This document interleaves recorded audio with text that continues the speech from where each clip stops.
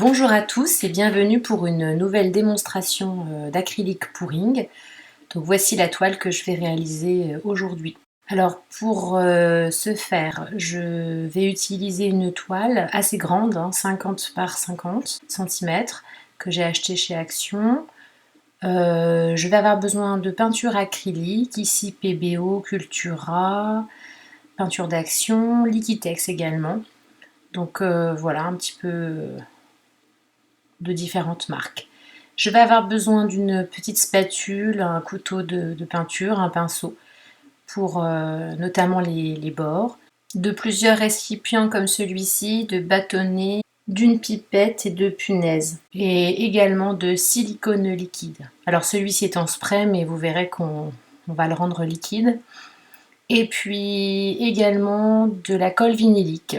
Alors ici c'est de la colle Cléopâtre, mais on peut tout à fait utiliser une autre colle vinylique, sans souci. Alors pour commencer, je vais préparer ma toile en la surélevant à l'aide de punaises que j'installe aux quatre coins derrière ma toile. J'ai choisi ici une toile 3D, je les trouve de meilleure qualité, en tout cas à Action, que celles qui ne sont pas 3D. Elles se tiennent mieux. Ensuite, je verse ma peinture acrylique dans des petits pots et j'ajoute environ la même quantité de colle vinylique. Alors d'habitude, je mets 2 tiers de peinture, 1 tiers de colle, mais là j'ai essayé de mettre la moitié et ça a bien fonctionné. Du coup, c'est plutôt économique dans la mesure où la colle vinylique coûte bien moins cher que la peinture acrylique. Alors une fois la colle versée dans le petit pot, on va venir mélanger la peinture de façon à rendre la préparation homogène. Alors ça crée une peinture pâteuse comme ceci. Ensuite, on vient diluer la peinture en y ajoutant petit à petit à l'aide d'une pipette de l'eau. Alors il faut que la peinture devienne liquide puisque celle-ci va venir couler sur la toile. Donc là, vous voyez, je rajoute de l'eau autant que nécessaire de façon à obtenir une préparation qui convient. Vous voyez qu'il faut un certain temps pour préparer la peinture, pour la rendre fluide, d'autant plus qu'il faut le faire avec toutes les peintures, donc ça demande un certain temps de préparation avant de commencer. Voilà, donc je fais cette même opération avec toutes les peintures. Donc toutes les couleurs sont bien prises. Alors celle-ci, visiblement, il manquait encore un peu d'eau. Donc je n'hésite pas à en rajouter si je m'aperçois de cela à temps, parce que si la peinture n'est pas assez fluide, elle coule pas bien sur la toile. Alors il va me falloir du silicone liquide. Celui-ci est en spray, je vais le pulvériser dans un récipient. Alors je l'ai fait dehors dans le jardin parce que vraiment ça sent très fort. Évitez de vous asphyxier à l'intérieur, donc c'est mieux de le faire quand même en extérieur. J'ajoute à l'aide de ma pipette du silicone dans les peintures. Alors j'en ai mis un petit peu plus dans le noir, bleu, marron et ocre. Voilà.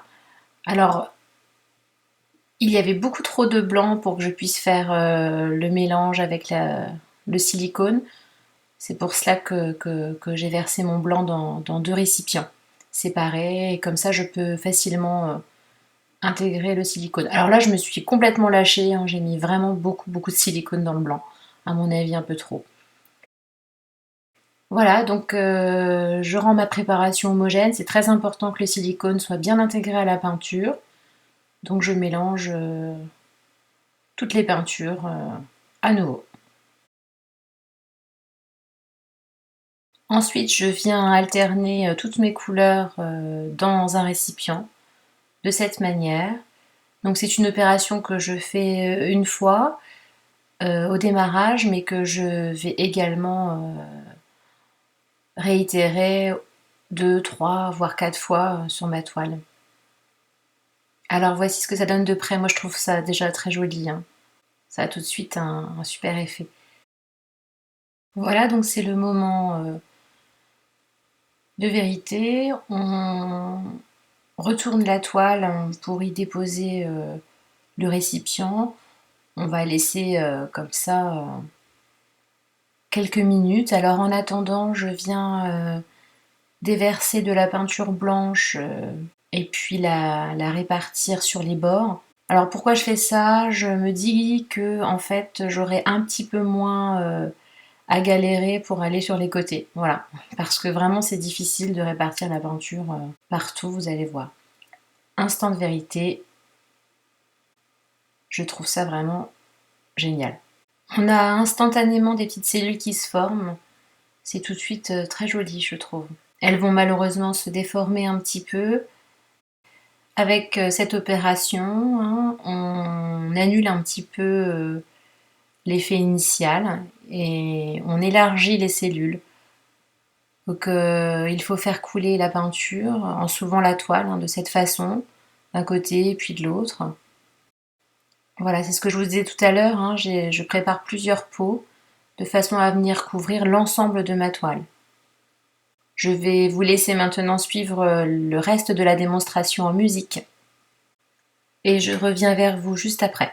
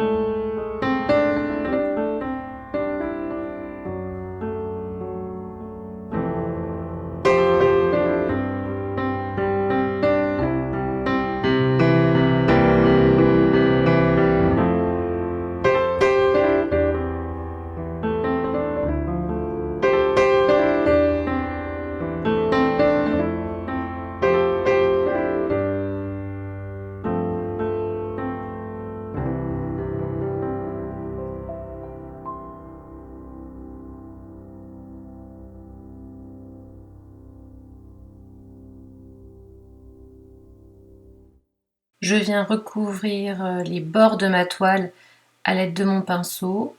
Vous voyez également qu'avec le reste de ma peinture, je viens créer des contrastes de couleurs et puis quelques petits effets également. Il s'agit là de s'amuser et puis de se laisser guider par l'intuition. Voilà, je suis plutôt contente du résultat. Je trouve que cette toile a des couleurs d'automne. Euh, je pense qu'on pourrait l'appeler comme ça, automne. Enfin voilà, c'est vraiment des couleurs chaudes que j'apprécie beaucoup. Je viens finaliser cette toile en la chauffant à l'aide de mon sèche-cheveux, de façon à créer davantage de cellules à certains endroits. Cette opération vient finaliser vraiment le travail. Alors ce qui est dommage, c'est que quand la peinture va sécher, celle-ci sera plus foncée. Donc là on voit quand même des couleurs vives, des contrastes intéressants qui vont être un petit peu plus fades au moment du séchage. Donc il faut savoir que ce type de peinture sèche en 48 heures minimum. Donc là je la stocke au sol avec du papier sur le carrelage. Enfin c'est un petit peu compliqué quand on n'a pas d'atelier, mais bon, ça se fait. En séchant, la peinture perd également de sa brillance. Donc il faut nécessairement vernir la toile hein, pour lui rendre cet aspect brillant. J'espère que cette démonstration vous a plu et je vous dis à bientôt.